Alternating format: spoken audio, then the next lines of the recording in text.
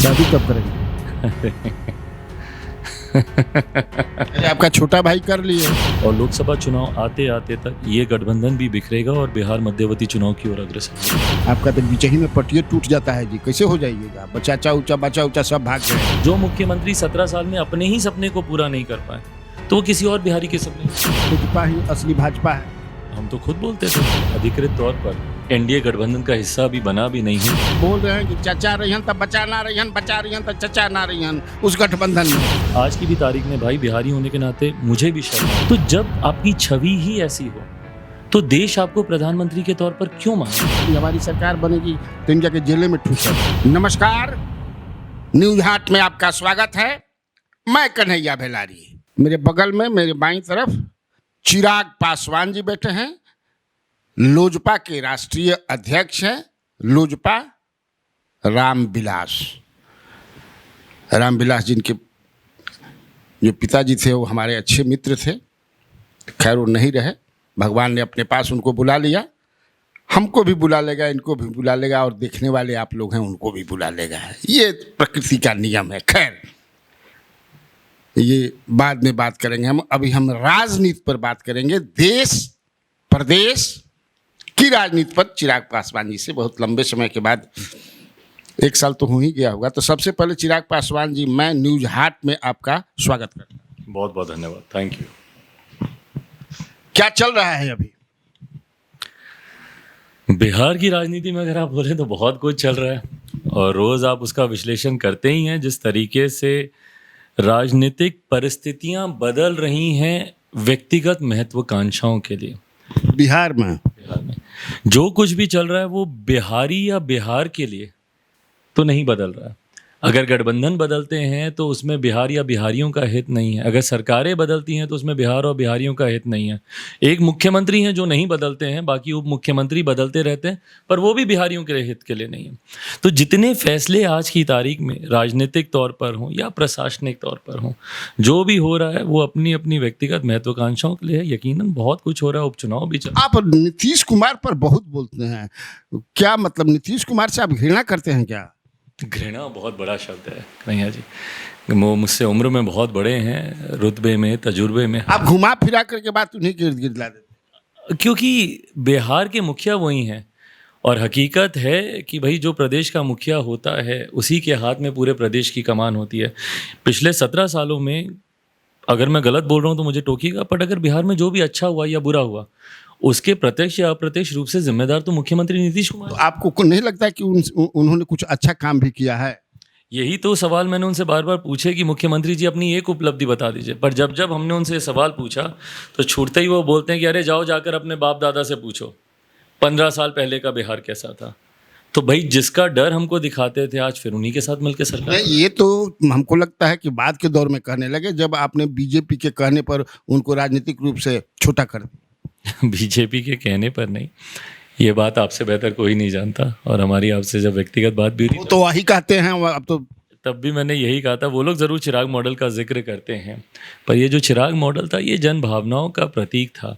उस वक्त जो जनता की जो आवाज़ थी और जनता जो चाहती थी, भाई अगर जनता का अगर नाराज़गी है मुख्यमंत्री जी से तो मैं उनके साथ मिलकर कैसे चुनाव लड़ूँ, और इसीलिए 2020 में मैंने उनके खिलाफ चुनाव लड़ा और जनता ने भी पूरा साथ दिया। लेकिन आपके कैंडिडेट तो सब जगह आपके लोग कहते थे कि लोजपा ही असली भाजपा है।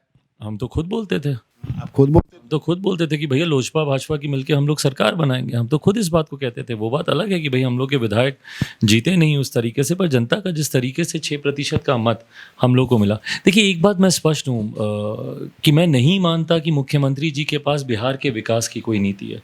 भाई नली गली बनाने से बिहार का विकास नहीं हो सकता है। अगर आप सोचें कि 7 निश्चय से बिहार का विकास होगा, बल्कि बिहार और बर्बाद हो रहा है। बिहार के इतिहास की सबसे बड़ी भ्रष्टाचार की कोई योजना है तो वो 7 निश्चय। आने वाले समय में जब इस योजना की जब जांच होगी तो आप देखिएगा बिहार के इतिहास का सबसे बड़ा घोटाले के तौर पे ये 7 निश्चय उजागर होगा। आप मुझे बताइए ना, आज की तारीख में जब हम लोग को ज़रूरत है दूसरे प्रदेशों से कम्पीट करने की, पलायन को रोकने की, तो आप नली गली बना के आप पलायन रोकेंगे? आईटी जॉब्स, आईटी सेक्टर्स की बात कौन करेगा? इंफ्रास्ट्रक्चर डेवलपमेंट की बात कौन करेगा? हेल्थ सेक्टर को बेटर करने की बात कौन करेगा? एजुकेशनल हब बनाने की बात कौन करेगा? प्रति व्यक्ति आय, पर कैपिटा इनकम को इंप्रूव करने की बात कौन करेगा? इन्वेस्टर्स को लाने की बात कौन करेगा? Single window clearances, ease of business, ये सारी बातें कौन करेगा? आखिरी बार मेरे मुख्यमंत्री ने कभी ये सारी बातें की हों? मैंने तो नहीं सुना, और इसीलिए मैं उनका विरोध करता हूं कि भाई नली गली बनाने से बिहार का विकास नहीं होगा। नहीं, लेकिन रोड बना, बिजली की व्यवस्था सही हुई, लैंड ऑर्डर में उनके आने के बाद बहुत सारा कंट्रोल में हुआ, ये सब तो काम हुआ ही। फिर महिलाओं को जो है आरक्षण दिया गया 50% जो निकाय चुनाव में, इसके बाद नौकरी में 35% महिलाओं को उन्होंने रिजर्वेशन किया, ये सब काम नहीं है। ये सारे काम बनिस्बत बाकी राज्यों के, आप एक रिलेटिवली भी आप कंपेयर करेंगे ना इसको बाकी राज्यों से, बाकी राज्य आज की तारीख में कहाँ हैं विकास के मापदंड पे? भाई भारत एक साथ आज़ाद हुआ, तमाम प्रदेश एक साथ आज़ाद हुए। आज जब हम लोग आज़ादी का अमृत महोत्सव बना रहे हैं, क्या है हम लोग के पास गिनाने के लिए? भाई बाकी प्रदेशों में ये तो बेसिक नेसेसिटीज़ हैं, ये तो आपको करनी है, पर आप इसको सरकारी एजेंडा बना के काम नहीं कर सकते ना। ये तो बेसिक जरूर, सड़कें आप बना रहे हैं, आप उसको सरकारी एजेंडा में डाल देंगे कि आप सड़क बना रहे हैं? भाई ये तो आपको वैसे भी करना ही है, सरकारी एजेंडा तो आपका बड़ा होना चाहिए ना। सरकारी एजेंडा तो इंडस्ट्रियलाइजेशन की तरफ होना चाहिए, आईटी जॉब्स को क्रिएट करने की तरफ होना चाहिए। बट अगर आपने सरकारी एजेंडे में ही सिर्फ आपने नली गली को बना के रखा हुआ है, सड़क डालने को बना के रखा हुआ है, तो ये तो किसी भी सरकार को बाय डिफॉल्ट करना ही है, आप उसको एजेंडे में नहीं भी डालेंगे। ये मेरी शिकायत है मुख्यमंत्री जी से। तो भारत सरकार के जो मंत्री हैं वो भी तो वही कहते हैं कि हमने इतना रोड बना दिया, हाईवे बना दिया, ये बना दिया, वो बना दिया, रोजगार पर शांत हो जाते हैं। नहीं, बिल्कुल भाई, जो गलत कर रहा है वो गलत है। रोजगार आज की तारीख में ज़रूरत है, बट मैं मोर देन रोजगार तो तब आएगा जब इंफ्रास्ट्रक्चर यहाँ पे होगा। मेरी तो शिकायत ये है कि यहाँ पे तो अभी तक इंफ्रास्ट्रक्चर ही नहीं है। आप बिहार में मेले देखिए कितनी बंद पड़ी हुई हैं। भाई क्यों नहीं उसके ऊपर यंग ब्रेन्स की टीम लगाई जाती है जो उसको वाइबल प्रोजेक्ट बनाए? पेपर मिल हो, गन्ना में ये शुगर मिल हो, ये तमाम मिलों को क्यों नहीं, इंफ्रास्ट्रक्चर वहाँ पे तैयार है, आप उस प्रोजेक्ट को शुरू करवाइए ना, उसके ऊपर बात तो कीजिए। मेरी दिक्कत बस इतनी है भाई कि लोग बात भी नहीं करते। बाकी राज्य इन्वेस्टर समिट बुलाते हैं, मेरे मुख्यमंत्री ने आखिरी बार कब इन्वेस्टर समिट बुलाया? कब निवेशकों को बुलाया? कब इन्होंने बुला के बोला कि भाई आप आइए, आप हमारे प्रदेश में आप निवेश कीजिए, बदले में हम आपको ये सहूलियतें देंगे? निवेश ये बुलाते नहीं है, पलायन को ये रोक नहीं पाते। 2005 में ये खुद ही बोलकर आए थे ना कि भैया मेरा सपना है कि जितने पलायन किए हुए बिहारी हैं वो सब वापस मेरे प्रदेश में आए। जो मुख्यमंत्री 17 साल में अपने ही सपने को पूरा नहीं कर पाए, तो वो किसी और बिहारी के सपने को क्या होगा? अब बताइए, नीतीश कुमार पर आप इतना बोल रहे हैं। अब नीतीश कुमार जो है, बिहार प्राइड की बात है कि he is now in the race of prime minister, वो प्राइम मिनिस्टर बनने जा रहे हैं। हम तो एज ए बिहारी, आपको नहीं खुशी होती कि बिहार का एक आदमी जो है प्रयास कर रहा है? भाई बनेंगे तब ना। हकीकत और सपने देखने में फ़र्क होता है भाई। केंद्र की राजनीति से मैं भी जुड़ा रहा हूँ, मैं भी जानता हूँ कि वहाँ पे क्या चल रहा है। आप मुझे ईमानदारी से बता दीजिए, क्या संभव है इनका प्रधानमंत्री की रेस में आना? मैं आपको आंकड़ों के साथ में बताता हूँ। कांग्रेस को अगर आप भूल भी जाइए, जिनके पास 600-700 विधायक हैं, ममता बनर्जी 200 प्लस विधायकों के साथ हैं। ये अरविंद केजरीवाल जी, इनके पास पंजाब और दिल्ली मिला दीजिए 150 से ज़्यादा विधायक हैं। ये अपने उत्तर प्रदेश के अखिलेश यादव जी, इनके पास 125 विधायक हैं। तो भाई ये 125, 200, 300, 500, 700 विधायक वाली पार्टी को छोड़ के देश और गठबंधन मानेगा 40 विधायक वाले को कि हाँ इनको हम प्रधानमंत्री बनाते हैं। और दूसरी बात, आपके पास दिखाने के लिए क्या है? भाई 2014 में जब गुजरात के चीफ मिनिस्टर प्रधानमंत्री के दावेदार बने, तो एक गुजरात मॉडल वो सामने लेकर आए। मैं जानना चाहता हूँ बिहार मॉडल क्या है? ये लोग चिराग मॉडल का तो बात करते हैं कि चिराग मॉडल ने हम लोग को हराया। आप मुझे बताएं ना नीतीश जी कि आपका मॉडल क्या है? आपकी उपलब्धियां ही मैं जानना चाहता हूं। पिछले 17 सालों में आपने क्या दिया बिहार को? आज की भी तारीख में भाई बिहारी होने के नाते मुझे भी शर्म आती है, और मुझे लगता है आपको भी ये बात दुखती होगी। नेशनल चैनल पे बिहार सुर्खियां क्यों बनता है? इसलिए बनता है कि बिहार में बना हुआ पुल हवा में गिर जाता है, इसलिए बनता है कि बिहार में बांध चूहे कुतर जाते हैं, लाखों की शराब यहाँ पे चूहे पी जाते हैं, यहाँ के कानून मंत्री फरार हो जाते हैं। सिर्फ हत्या, अपहरण, बलात्कार, डकैती, भ्रष्टाचार, इसके अलावा नेशनल चैनल पे बिहार कब आखिरी बार सुर्खियां बना था किसी उपलब्धि को लेकर? तो जब आपकी छवि ही ऐसी हो, तो देश आपको प्रधानमंत्री के तौर पर क्यों मानेगा? अच्छा ये बताइए, चलिए अब हम नीतीश से थोड़ा सा अलग निकलते हैं। आपको अभी भी लगता है कि बिहार में विधानसभा का मिड टर्म पोल होगा? मैं बिल्कुल मानता हूँ मिड टर्म पोल होगा, और जिस तरीके से मौजूदा सरकार के घटक दलों के बीच में खींचातानी चल रही है, एक प्रत्यक्ष या अप्रत्यक्ष रूप से दोनों के बीच की दरारें रह रहकर देखने को मिलती है। दोनों के बीच मतलब कौन दोनों? राजद और जनता दल यूनाइटेड के बीच की मैं बात कर रहा हूँ। सहजता तो नहीं है दोनों गठबंधन में, और दोनों नेचुरल अलाई भी नहीं है। और मैं मानता हूँ कि एक दूसरे को पे हावी होने की एक होड़ सी लगी हुई है। राजद अपने आप को ज़्यादा ताकतवर दिखाना चाहती है, वहीं मुख्यमंत्री जी अपने आप को ज़्यादा ताकतवर दिखाना चाहते हैं। ये सहज और एक नेचुरल अलायंस ना होने की वजह से मैं मानता हूँ बहुत जल्द और लोकसभा चुनाव आते आते तक ये गठबंधन भी बिखरेगा और बिहार मध्यवर्ती चुनाव की ओर अग्रसर होगा। फिर नीतीश कुमार हो सकता है कि भाजपा के साथ आ जाए। मुख्यमंत्री हैं, कुछ भी कर सकते हैं। फिर आप कहाँ रहेंगे? भाई इसलिए अभी तक तो मैंने कहा ना कि मैं तो अभी इन उपचुनाव में भारतीय जनता पार्टी का मैं समर्थन कर रहा हूँ। गठबंधन को लेकर अभी बहुत सारी चर्चाएं और होनी बाकी हैं। लेकिन एक चर्चा ये भी है कि आपको सलाह दे रहे हैं अमित शाह कि आप अपने पार्टी को हमारी पार्टी में घुसा दीजिए, हम आपको सीएम का फेस बना देंगे। इस तरह की बात हो रही है? नहीं, बिल्कुल भी नहीं। और मैं इसको आपके चैनल के माध्यम से ये प्रश्न अगर उठा है तो मैं इसको एकदम स्पष्ट कर दूं कि ऐसा दबाव तो बहुत दूर की बात है। दबाव नहीं, मैं सुझाव का ऐसा सुझाव भी मेरे पास नहीं आया। चर्चाओं में कभी ये चर्चा हुई नहीं जहाँ पे लोक जनशक्ति पार्टी रामविलास के समक्ष कोई ऐसा प्रस्ताव रखा गया हो कि हम लोग भारतीय जनता पार्टी के साथ हम लोग मर्ज करें। ना अमित शाह जी के साथ जो उस दिन मेरी 50 मिनट के करीब बातचीत हुई, ना उसमें ऐसी कोई बात आई, ना भारतीय जनता पार्टी के किसी शीर्ष नेताओं से बातचीत के दौरान ऐसी कोई बात नहीं। चूंकि Bhajpa is looking for a face, CM face उनके पास है नहीं, ढूंढ रहे हैं। तो ये मैं सुना कि चिराग पासवान से बेहतर कोई नहीं हो सकता है, क्योंकि 2025 का जो चुनाव होगा या जब भी विधानसभा का चुनाव हो तो तेजस्वी के सामने अब किसी को इधर से आना पड़ेगा, क्योंकि उनकी लड़ाई तेजस्वी से हो गई। तब अब कौन है इधर भाजपा में? तो कोई नहीं है, तो वो आप पर बेट करेंगे। तो ये सुझाव है कि भाई भाजपा में चले जाएं। खैर अभी ऐसी कोई चर्चा हम लोग के साथ नहीं हुई, और क्योंकि अभी मैं अधिकृत तौर पर एनडीए गठबंधन का हिस्सा अभी बना भी नहीं हूँ। जिस दिन गठबंधन का हिस्सा हम लोग बनेंगे उस दिन मुझे लगता है पहले गठबंधन के भीतर बैठ के ये तमाम बातचीत। अरे राष्ट्रपति चुनाव वाला में तो राजनाथ सिंह ने कह दिया था कि आप जो है एनडीए के पार्ट हैं। हाँ, उस वक्त उनसे जब बातचीत हुई थी उस क्रम में उन्होंने ज़रूर कहा था। बट देखिए, मैं एक लंबे समय से मैं अकेले अपनी रणनीतियों पे मैं काम कर रहा हूँ, अपने पार्टी के संगठन खुद को मजबूत करने की दिशा में मैं काम कर रहा हूँ। इन 2 उपचुनाव को लेकर ज़रूर मेरी भारतीय जनता पार्टी के तमाम शीर्ष नेताओं से बातचीत हुई। गठबंधन को लेकर भी बातचीत चल रही है, और आने वाले समय में मुझे लगता है 1-2 राउंड की और मुलाकात मेरी केंद्रीय गृह मंत्री जी से होगी और प्रधानमंत्री जी से मुलाकात करके अंतिम फैसला गठबंधन को लेकर भी ले लिया जाएगा। पर इस विधानसभा चुनाव में कौन चेहरा होगा नहीं होगा, अभी आई थिंक ये बहुत जल्दबाजी है इस पे कोई भी चर्चा करना। नहीं, लेकिन ये मतलब मर्ज करने वाली बात ऐसी कोई बिल्कुल भी नहीं, बिल्कुल। आप इस सलाह को नहीं मानेंगे? ये सलाह मेरे पास आए भी नहीं है, तो इसलिए मैंने कभी इस बारे में सोचा भी नहीं है। बट अगर कभी आएगा तो नहीं, असंभव है। मर्जर का सवाल ही नहीं पैदा होता।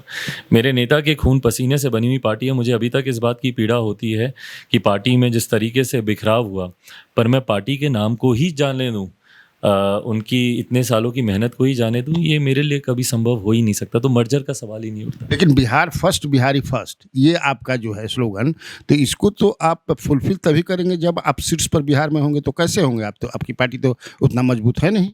आज नहीं है, पर आने वाले दिनों में मेहनत करते करते ऐसे ही सारी पार्टियां बढ़ी हैं। भारतीय जनता पार्टी भी अगर आप देखें तो 2 सांसदों की पार्टी से उसकी शुरुआत हुई, और भगवान ने चाहा तो उम्र मेरे साथ है आने वाले दिनों में। और मेरी रणनीति भी कोई 1-2 साल की नहीं है। मैं अगले 30 साल 40 साल की रणनीति बनाकर और अपने पार्टी को उस दिशा में लेकर जाने का मैं काम कर रहा हूँ। और आने वाले दिनों में यकीनन लोक जनशक्ति पार्टी रामविलास बिहार सरकार का हिस्सा होगी। और जितने वादे हम लोगों ने बिहार फर्स्ट, बिहारी फर्स्ट में किए हैं, क्योंकि मैं मानता हूँ, मैं ईमानदारी से मैं मानता हूँ कि बिहार को ज़रूरत है अच्छी नीतियों की विकसित होने के लिए।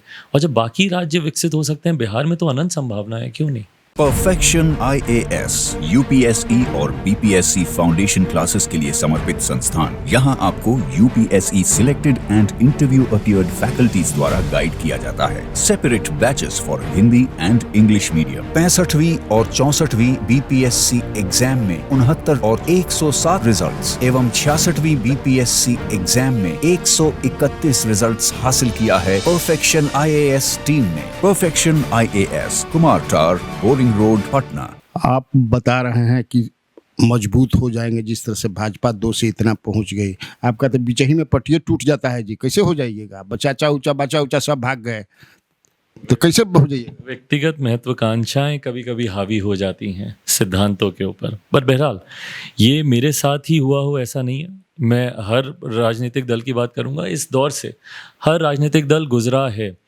उसके बाद वो कैसे उन्होंने अपने आप को संभाला, उस पे उस पे निर्भर होता है। 2005 में, इससे पहले भी हमारी पार्टी इस दौर से गुजर चुकी है। जिस वक्त हम लोग के 29 विधायक, फरवरी वाला चुनाव जब जीत कर आए थे, तो उस वक्त भी इस दौर से पार्टी गुजरी थी। और उसके बाद मेरे नेता ने पुनः पूरी ताकत, पूरी मेहनत से बिहार बचाओ यात्रा पर वो 2-2 बार निकले, सारी चीज़ें की, और उन्होंने पुनः पार्टी को उतनी ही मजबूती से खड़ा किया।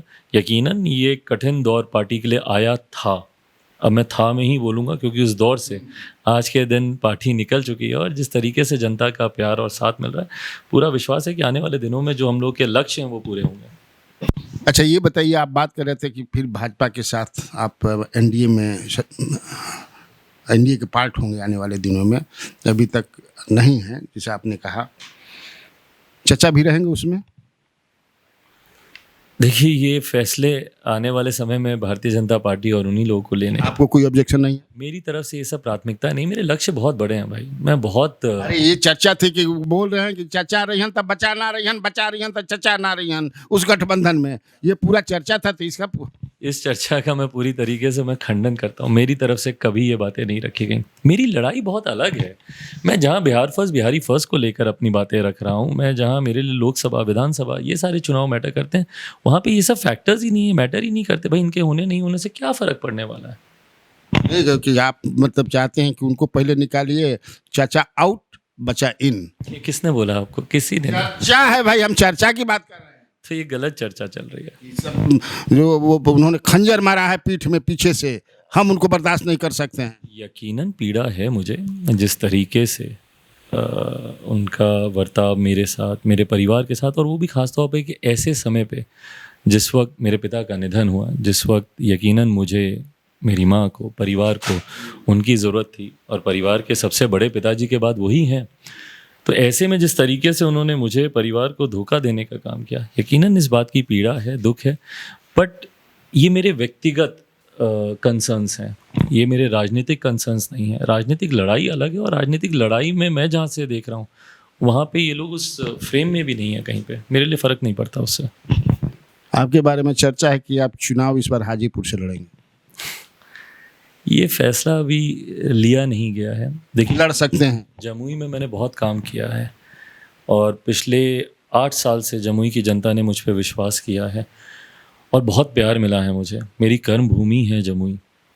वैसे ही पापा की कर्म भूमि रही है हाजीपुर। पापा ने हाजीपुर को अपनी माँ माना, माँ का दर्जा दिया। ऐसे में मैं हाजीपुर को भी नहीं छोड़ सकता। तो ये एक कठिन फैसला होगा, पर मुझे लगता है कि अभी समय है इस फैसले को लेने में। आने वाले दिनों में जमुई की जनता के प्यार को भी मैं नहीं भूल सकता, और हाजीपुर को भी इस तरीके से अकेला नहीं छोड़ सकता। आपकी माँ भी लड़ेंगी चुनाव? वो नहीं लड़ेंगी। वो लड़ती तो शायद हम लोग की परेशानियाँ थोड़ी आसान हो जाती। उन्होंने हमेशा अपने आप को राजनीति से दूर रखा। पापा के साथ वो साई की तरह हर एक जगह दिखी ज़रूर, और उनका बैक ऑफिस उन्होंने अकेले ही संभाला है इतने सालों में, पर कभी भी फ्रंट में आकर या लाइमलाइट में कभी भी आना उन्होंने पसंद नहीं किया। तो आज भी जब मैं उनसे आग्रह करता हूं तो उनका जवाब यही आता है कि जब पापा थे तब मैं नहीं मानी, तो आज इस बारे में सोचना भी शायद उनके लिए संभव नहीं है। राहुल गांधी की भारत जोड़ो यात्रा को आप किस रूप में देख रहे हैं? अच्छी पहल है, ये अच्छी पहल है। अब इसका लाभ उनको कितना मिलेगा, नहीं मिलेगा, ये वही बेहतर बताएंगे, पर ये पहल अच्छी है। लोगों के बीच इस तरीके से जाना, लोगों के साथ जुड़ने का एक ईमानदार प्रयास करना, तो ये सोच अच्छी है। पर हाँ, अब क्योंकि मैंने उनकी यात्रा को सामने से मैंने देखा नहीं है, लोगों में कितना एक्साइटमेंट है नहीं। ऐसा नेता लगते हैं वो आपको? कभी कभी मुझे उनको लेकर थोड़ा सा एक रिलक्टेंस फील होता है। मेरे पड़ोसी रहे हैं बहुत लंबे समय तक, व्यक्तिगत तौर पर भी मैं उनको जानता हूँ, संबंध अच्छे हैं। कभी कभी मुझे लगता है कि जितना खुल के उनको राजनीति में आना चाहिए, उतना खुल के शायद वो अभी तक आए नहीं हैं। जनसुराज यात्रा जो प्रशांत किशोर का है, उसको आप किस रूप में देख रहे हैं? नहीं, बढ़िया कर रहे हैं वो। प्रशांत जी मेरे मित्रों में से रहे हैं, और मेरे बहुत पुराने संबंध, आज के सिर्फ राजनीतिक संबंध ही नहीं, बहुत पहले के से हम एक दूसरे को हम लोग जानते हैं। और ऐसे में वो जनता के बीच जाकर, देखिए ज़रूरी है पढ़े लिखे लोगों का जनता के बीच जाना, पढ़े लिखे लोगों का राजनीति में आना। बिहार की सबसे बड़ी विडंबना ही ये रही है कि शिक्षा का अभाव इतना रहा है और परिणाम स्वरूप हम लोगों को सिर्फ जात पात धर्म मज़हब में बांट के रख दिया गया है। सिर्फ जातीयता की बातें होती हैं, सांप्रदायिकता की बातें होती हैं और जितने राजनीतिक दल हैं वो भी इसी पे आके अपनी रोटी सेक लेते हैं और चुनाव से पहले ही कागज़ पे समीकरण बनाकर जीत या हार तय कर लेते हैं। जबकि सही मायनों में मूल्यांकन प्रतिनिधियों का उनकी कार्य के आधार पर होना चाहिए, उनकी सोच के आधार पर, उनके विजन के आधार पर होना चाहिए। पर यहाँ पे अफसोस इस बात का है कि जाति के आधार पर होता है। ये चीज़ें टूटेंगी तब जब साक्षरता आएगी, जब शिक्षा आएगी, जब लोग पढ़ेंगे लिखेंगे। तो इसीलिए मैं हमेशा से पक्षधर रहा हूँ कि पढ़े लिखे लोगों का राजनीति में आकर सबसे पहले शिक्षा को बेहतर करना, शिक्षा को सुधारना, शिक्षा को घर घर तक लेकर जाना, ताकि लोग अपने अधिकारों को लेकर जागरूक हों और सिर्फ ये जाति के भ्रम में ना उलझ के रहें। क्योंकि नुकसान सबसे ज़्यादा जातीयता की वजह से, सांप्रदायिकता की वजह से ही हमारे प्रदेश का हुआ है। तो ऐसे में जब प्रशांत जी भी ये प्रयास कर रहे हैं तो मैं पूरी लेकिन प्रशांत जी के बारे में जेडीयू और राजद के लोग कहते हैं कि भाजपा के एजेंट है। अरे ये तो सबको भाजपा का एजेंट बताते हैं। जो कोई आके इनके सामने चुनाव लड़े हर कोई भाजपा का एजेंट बनता है। इनको भाजपा के एजेंट पे ध्यान ज़्यादा केंद्रित करने की बजाय अपनी ताकत को बढ़ाने के लिए इनको काम है क्या भाजपा के एजेंट? भाई मैं उनको व्यक्तिगत तौर पे भी जानता हूँ, इसलिए मैं उनकी तरफ से तो कम स्पष्ट तौर से इस बात को कह सकता हूँ। उनकी एक अपनी सोच है बिहार को लेकर। मेरी भी लंबी लंबी मुलाकातें उनसे हुई हैं और बिहार को लेकर हम लोगों ने भी अलग से चर्चाएं की हैं। तो मैं जानता हूँ कि उनकी एक अपनी इंडिपेंडेंट सोच है बिहार को लेकर। चिराग पासवान जो हैं वो छोटा भाई जो तेजस्वी यादव हैं, उनको आप किस रूप में कैसा नेता मानते हैं? देखिए मेरे छोटे भाई हैं और मैंने हमेशा शुभकामनाएं उनको दी हैं। अच्छी सोच के साथ वो आगे बढ़ रहे हैं। बट हाँ, कुछ एक जगह मुझे ज़रूर उनसे एतराज़ रहा है और मेरी कुछ समय पूर्व भी जब उनसे 1-to-1 मुलाकात हुई थी उस वक्त भी मैंने उनको यही सुझाव दिया था कि भाई कॉम्प्रोमाइज़ कभी मत कीजिएगा राजनीति में, अपने सिद्धांतों के साथ समझौता करना, क्योंकि आपकी भी लंबी उम्र है, आपको भी लंबी राजनीति करनी है और इतिहास की गलतियां ही भविष्य को बनाती या बिगाड़ती हैं। तो ऐसे में मैंने उनको बस यही सुझाव दिया था कि मुख्यमंत्री जी के खिलाफ आपने एक मोर्चा खोला है, no entry no entry no entry. ऐसे में अगर आप उन्हीं के साथ कभी भविष्य में जाकर अगर आप मिल जाएंगे तो आपकी विश्वसनीयता पे, आपकी क्रेडिबिलिटी पे सवाल उठने लगेंगे। और आज की तारीख में कहीं ना कहीं ये देखने को भी मिल रहा है, राजद जिस ग्राफ के साथ ऊपर जा रही थी, मुख्यमंत्री भाई ये दोनों उपचुनाव इस बात को दर्शाते हैं कि कहीं ना कहीं मुख्यमंत्री जी या जनता दल यूनाइटेड के साथ जाने से उनको नुकसान ही हुआ है, लाभ तो उनको कहीं नहीं हुआ। तो ये जो नुकसान है, और दूसरा सबसे बड़ा नुकसान आपकी छवि पे जाता है। जिनके खिलाफ आपने मोर्चा खोला, जिनके खिलाफ आप इतना बोलते रहे, और ये दोनों तरफ के लिए मैं बोल रहा हूँ, मुख्यमंत्री जी भी आज भी वो भूल जाते हैं कभी कभी कि भाई उनका गठबंधन हो गया। तभी उसी मंच पे, जिस मंच पे तेजस्वी बैठे रहते हैं, उसी मंच से वो 15 साल पहले का बिहार याद कराने लगते हैं। और हाँ, तो और यही बात वो हमेशा बोलते रहे कि जाओ जाके पूछो बाप दादा के वक्त बिहार कैसा था, ये था। तो ऐसे में जब आप अपने सिद्धांतों से समझौता करते हैं तो जनता के बीच आप अपनी विश्वसनीयता खोने लगते हैं, और ये मुझे लगता है कहीं ना कहीं चूक राष्ट्रीय जनता दल से हुई। नीतीश कुमार बार बार कई बार हम कहें कि वो कहते हैं कि अब बिहार यही चलाएंगे, अब यही है, इन्हीं को हम बढ़ा रहे हैं। छोटे मैंने जो इनका कहने का क्या मतलब है? आपको लगता है कि वाकई बढ़ा रहे हैं और कुर्सी उनके लिए छोड़ेंगे कि ये फैसला उनको लेना है? मुझे कोई फ़र्क नहीं पड़ता इस बात से, क्योंकि किसको बढ़ाना चाहे नहीं बढ़ाना चाहे, बट जिनको फ़र्क पड़ना चाहिए वो इनकी अपनी पार्टी के नेता हैं। जनता दल यूनाइटेड में क्या कोई दूसरा ऐसा नेता नहीं है जो मुख्यमंत्री जी का उत्तराधिकारी बन सके या इनके बाद सरकार को और इनकी पार्टी को संभाल सके? जब वो ऐसे बयान देते हैं तो चिंता उनके पार्टी के नेताओं के लिए बढ़नी चाहिए। भाई आज मैं भी एक पार्टी चलाता हूँ, मैं कभी इस बात की कल्पना भी नहीं कर सकता कि मैं अपने बाद उत्तराधिकारी किसी दूसरे दल के नेता को बना के जाऊँ या किसी दूसरे दल के नेता को मैं मानूँ। मेरे बाद मेरी पार्टी का कोई उत्तराधिकारी होगा तो वो इसी पार्टी का ही नेता होगा, कोई दूसरे दल का नेता क्यों होगा? तो ऐसे में इतनी सहजता से इतना बड़ा बयान दे देना और उनके पार्टी के लोगों का उसमें खामोश रहना, मुझे आश्चर्य होता है। आपको लगता है कि कुर्सी छोड़ देंगे? कुर्सी के लिए ही तो ये पूरी राजनीति करते हैं। ये हर किसी को देखिए बहला फुसला के रखते हैं, मैं इनको जानता हूं। बहला फुसला की क्या कहा जाला? आप भी अच्छे हैं, आप भी अच्छे हैं, तुम्हारे लिए तो हम कर रहे हैं, तुम्हारे लिए तो हम कर रहे हैं। तेजस्वी जी का एक बयान आपको याद होगा जब उन्होंने विधानसभा में दिया था, और उस वक्त ये उन्होंने कहा था कि कुछ महीनों पहले तक ये हमको बोलते थे कि अरे तुम्हारे लिए ना हम सब कर रहे हैं। आजकल ये चिराग जी को बोलते हैं। जब हम लोग 17 में ये आ गए थे, तो तेजस्वी जी ने उस दिन विधानसभा में ये बयान दिया था कि पहले हमको बोलते थे, आजकल चिराग जी को बोल रहे होंगे, और हकीकत है उस वक्त हमको बोलते थे, आज वापस तेजस्वी जी को बोल रहे हैं। तो इनके सामने जिस वक्त जो होता है, तेजस्वी यादव इतना बुर्बक है, उनकी मन उनका फुसला बहला लिहन। अब कहीं ना कहीं तो हुआ ही है, नहीं तो इस तरीके का समझौता करना, इतनी बड़ी लकीर खींचने के बाद, इतनी बड़ी लकीर की नो एंट्री, आप एफिडेविट लिखवा लीजिए, हम नहीं जाएंगे, इतनी बड़ी बड़ी बातें कह जाने के बाद वापस से ये समझौता जब होता है, तो यकीनन या तो पूरी तरीके से फिर इसमें स्वार्थ हावी है, और या फिर दूरदर्शिता का अभाव है। स्वार्थ नहीं तो दूरदर्शिता का भाव है। अच्छा, तेजस्वी यादव बार बार कई बार वो कहते हैं कि बीजेपी सरकार जो केंद्र में है वो जांच एजेंसियां जो हैं उनका दुरुपयोग करती है। विपक्ष में ही उनको भ्रष्ट दिखाई पड़ते हैं। भाजपा के इतने एमपी हैं, एमएलए हैं, देश भर में 1300 के आसपास एमएलए हैं, 303 एमपी थे, वहाँ कोई भ्रष्ट नहीं है। देखिए, ये मैंने इसको हमेशा कहा है कि अगर कोई गलत है वो बात छुपेगी नहीं, और जांच जिनके ऊपर हो रही है ये उनको घबराने की ज़रूरत नहीं है। अगर वो ईमानदार हैं तो उनके खिलाफ कुछ निकलेगा नहीं, और जो दोषी हैं भाई आज नहीं तो कल ये सारी चीज़ें खुल के सामने आएंगी। कोई अगर भ्रष्टाचार करता है, सरकारें हमेशा के लिए नहीं है ना, कोई अजर अमर तो नहीं है, आज नहीं तो कल सारी बातें सबके सामने आएंगी। तो इसीलिए मैं नहीं मानता कि भाई किसी को टारगेट करके ही किया जा रहा है। टारगेट इससे पहले भी हम लोगों ने, पहली बार सीबीआई किसी का तोता है, ये हम लोगों ने उस वक्त महागठबंधन यूपीए की सरकार होती थी, यूपीए के वक्त ही हम लोगों ने सबसे पहले इस बात को सुना था कि सीबीआई को तोते के तौर पे सरकार इस्तेमाल करती हैं। बट खैर, मैं मानता हूं कि इंडिपेंडेंट जांच एजेंसीज़ हैं, और इन एजेंसीज़ को भी इस बात का ध्यान रखना चाहिए कि अपनी गरिमा को ये लोग बनाए रखें। अच्छा, ये बताइए कि नीतीश कुमार को आप एक ईमानदार नेता मानते हैं कि नहीं? मैं ईमानदार मानता हूँ। मैं इस बात को मैं झुटलाऊंगा नहीं, मैं मानता हूँ। आप तो कहते थे कि इतना घोटाला किए हैं, चुनाव के समय में बोलते थे कि हमारी सरकार बनेगी तो इनका के जेल में ठूसब। आज भी मैं उस बात पे कायम हूँ। देखिए, अगर आपकी नाक के नीचे भी अगर भ्रष्टाचार हो रहा है, और अगर आपके संरक्षण में हो रहा है, आपकी जानकारी में हो रहा है। अभी मुख्यमंत्री कहाँ गए थे 3-4 दिन पहले, कहाँ पे गए थे जहाँ पे अधिकारी को बोले थे कि आप लोग खूब पैसा कमा रहे हैं इसमें, तो मतलब आपको जानकारी है ना मुख्यमंत्री जी कि ये लोग पैसा कमा रहे हैं। तो जब आपको इस बात की जानकारी है कि ये लोग इसमें पैसा कमा रहे हैं, तो क्यों उन अधिकारियों पे कार्रवाई नहीं होती?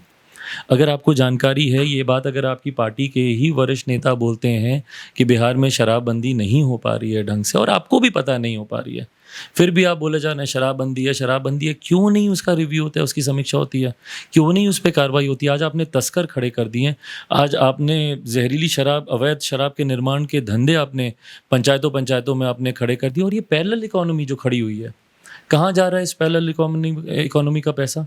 पहले तो अधिकृत तौर पे जो राजस्व आता था वो राजस्व भी आपने कम कर दिया, और यहाँ पे एक पैरेलल इकोनॉमी आपने खड़ी कर दी। कहाँ जा रहा है, किसकी जेब में जा रहा है ये पैसा?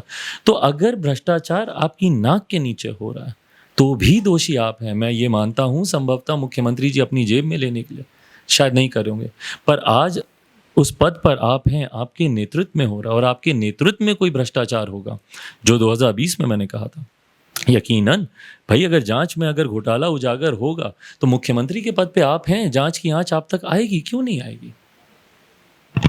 आपने पिछले थोड़ा देर पहले ये कहा कि नीतीश कुमार पल्ला बदल सकते हैं, वो बदलने की आदत हो गई है, तो आप कहाँ खड़ा रहेंगे ये आपने नहीं बताया। दूसरा बात कि अगर पल्ला बदलते हैं, ये मतलब एक हाइपोथेटिकल सवाल है मेरा, तो फिर आप छोटा भाई बड़ा भाई एक साथ हो जाएंगे क्या?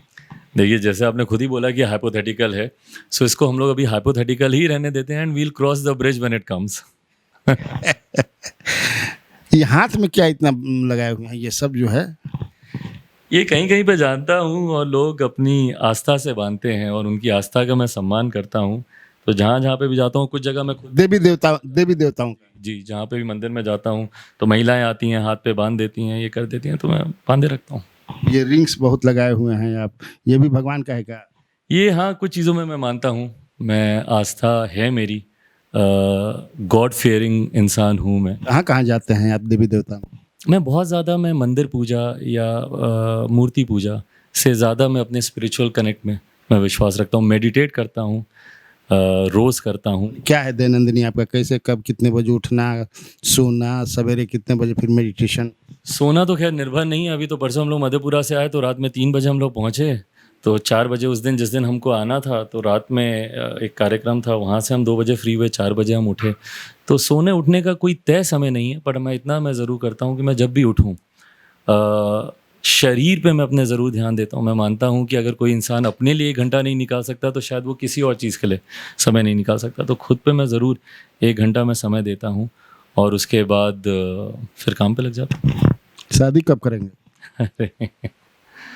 अरे आपका छोटा भाई कर लिए कि राहुल गांधी की तरह आपको रहना है? अच्छी बात है। देखिए कहा था कि छोटा भाई को करने दी। हाँ, नहीं अच्छी बात है और उन्होंने किया और ढेर सारी शुभकामनाएँ उनको। पर हाँ, मैं इतना मैं ज़रूर मानूँगा कि अभी आज की तारीख में इस तरफ आपकी माँ भी कह रही है पता नहीं कब करेगा, कर नहीं रहा है, का है? बिल्कुल मेरा ध्यान ही नहीं है इस तरफ। अभी बहुत जिम्मेदारियां हैं मेरे ऊपर और पापा के जाने के बाद एकदम से बहुत जिम्मेदारियों का बोझ आया मेरे ऊपर। तो मेरी प्राथमिकताओं में अभी ये नहीं है। मुझे नहीं लगता कि मैं अपनी व्यक्तिगत ज़िंदगी को उतना समय दे पाऊँगा, तो इसीलिए अभी नहीं।